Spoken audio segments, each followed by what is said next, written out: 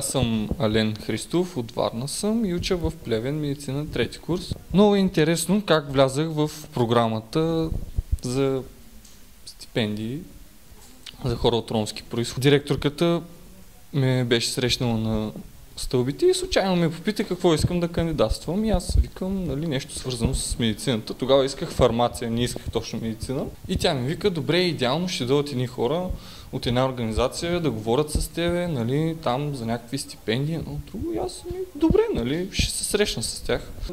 Може би 3-4 дена, седмица, никой не дойде и беше някакви празници идваха. Естествено се чупихме от училище там последните часове.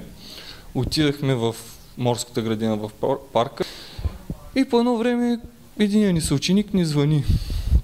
Дига другия ми съученик и вика с много изплашен поглед, вика, Алене, за тебе. Дигам директорката. Бързо идвай в час! Викам, добре. Палим колата, хвърчим от морската до трета. Влизам в стаичката, гледам две женички там строени. Добър ден, седни. Почнаха да ми разпитват, с какво искам да кандидатствам. И аз казах, медицина. После оттам пое директорката, отвори един голям дневник с оценките ми през годините и почна да ма хвали, Вижте го, той има шестици от 8 до 12 клас по химия, по биология.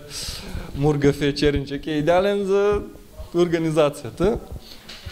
И така, въобще нищо не казах аз тогава. Дума не пробелих общо взето и ме приеха. И така се записах на уроци, благодарение на тях влязах и времето ми изтече.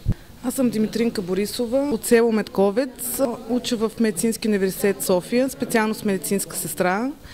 Много харесвам специалността, която съм си избрала, защото главната цел, която имам, е да помагам на хората, да се грижа за тях и да се развивам в желаната от мен област. От 5 години се занимавам с работа с ромска общност.